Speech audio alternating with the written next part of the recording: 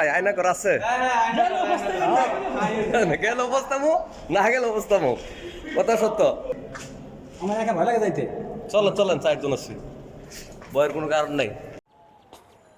আসসালামু আলাইকুম, আপনারা দেখছেন আমি এখন বর্তমানে ধানমন্ডি 32 নম্বরের ঠিক বিল্ডিং এর ছাদের উপর দাঁড়িয়ে আছি। তো আজকে কিন্তু আপনাদেরকে দেখাবো ধানমন্ডি 32-এর সর্বশেষ অবস্থা, যে এখানে এখন বর্তমান কি পরিস্থিতি চলতেছে। তো এখানে কিন্তু আপনারা দেখতে পারতেছেন যে আসলে কোনো কিছুই অবশিষ্ট নাই। আমি এখন আছি ধানমন্ডি 32 নম্বর যে বাড়িটা, এটা তো দুইটা বাড়ি, একটা হলো এই যে আমার বাম পাশে একটা দেখতে পারতেছেন যে এই যে বাম পাশে একটা বাড়ি, আর এখানে দেখতে পারতেছেন আমি যেটার উপর দাঁড়িয়ে আছি এটা দুইটা বাড়ি। তো দুইটা বাড়ির মধ্যে কিন্তু কোনোটাতেই কোনো কিছু অবশিষ্ট নাই। তো চলেন আপনাদেরকে ঘুরে ঘুরে পুরা বাড়ির কি কি আছে এবং নেই এগুলো আজকে আপনাদেরকে দেখাবো। তো আপনারা সাথেই থাকুন, আর ভিডিওটি ভালো লাগলে অবশ্যই একটু লাইক কমেন্ট করে দিবেন এবং শেয়ার দিয়ে দিবেন।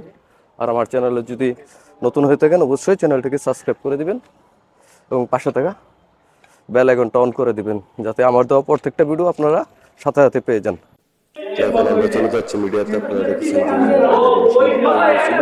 যে সেই আয়নাঘরের কাছে এখন আমরা যাচ্ছি। আছে ভাই আয়না করা আছে গেল অবস্থামো না গেল অবস্থামো কথা সত্য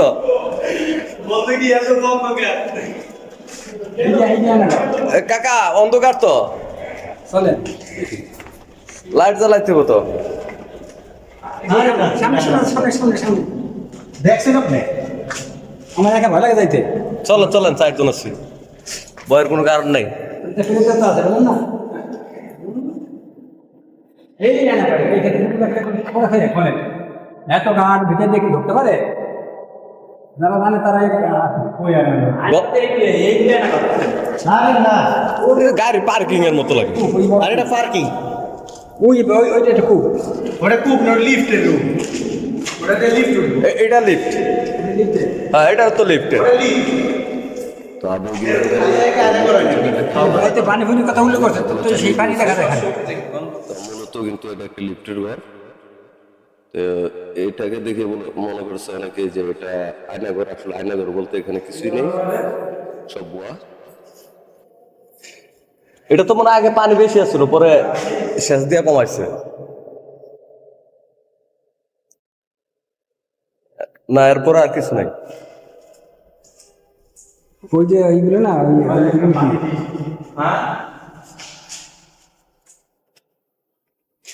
না আচ্ছা উপরটা দেখে, উপরটা দেখে, উপরটাকে তো ঢুক।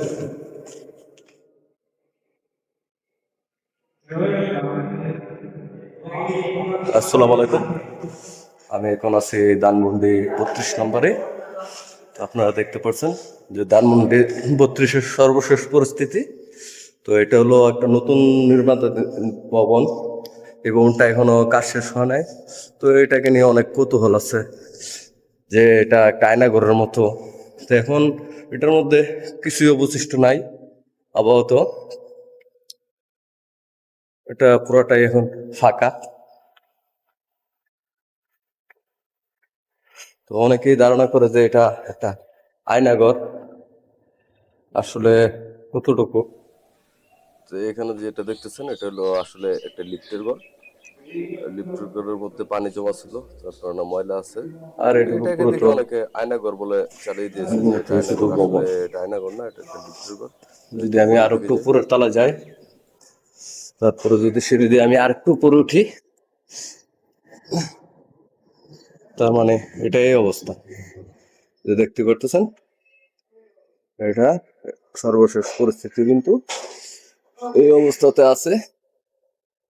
এই সাইড গুলো তো আমি একটু দেখাই আপনাদেরকে, যে এখানে এই যে এটা হলো একটা ফ্লোর আন্ডারগ্রাউন্ড, এই যে এটা একটা আন্ডারগ্রাউন্ড।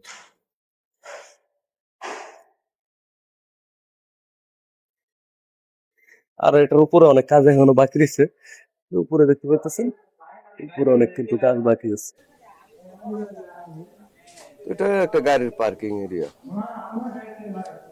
যেখানে গাড়ি পার্কিং করা হয় সেই জায়গাগুলা, এইগুলার এই মানুষ গুজব ছড়াই দেয়। কারণ আমরা তো জানেনই এখন পাবলিক বুঝে গেছে যে আসলে এগুলা গুজব ছাড়া কিছুই না। তো এখানে কিন্তু এখনো কিছু কিছু জিনিস টিনিস নেওয়ার কাজ চলতেছে, নাই কিছু অবশিষ্ট এখনো নাই, তারপরে অনেকে খুঁজতেছে। প্রধানমন্ত্রীর বাড়ি কিছু না কিছু তো পাওয়া যেতে পারে।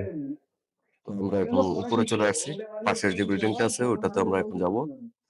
আসলে একটা বাড়ি এভাবে ভাঙাটা কতটুকু যুক্তি আছে আমার মনে হয় না যে বাংলাদেশের রাজনীতির কোনো পরিবর্তন হবে।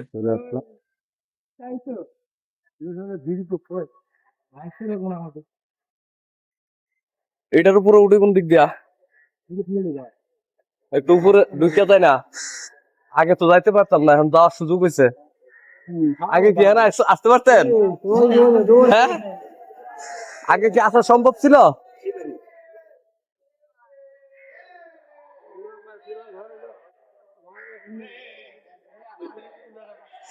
এই যে বাড়িটা, এই বাড়িটার ভিতরে আমি একটু ঢুকলাম। এটা হলো নিচতলা, সম্ভবত এটা কিচেন ছিল, রান্নাঘর। এটা সম্ভবত রান্নাঘর ছিল, হ্যাঁ রান্নাঘর। এটা হলো সিঁড়ি, সিঁড়িগুলো অনেক চিকন, হ্যাঁ 2 ফিট 2.5 ফিটের মতো।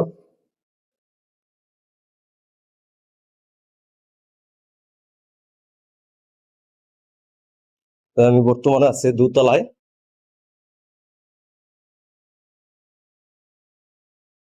তো এটা একটা রুম ছিল।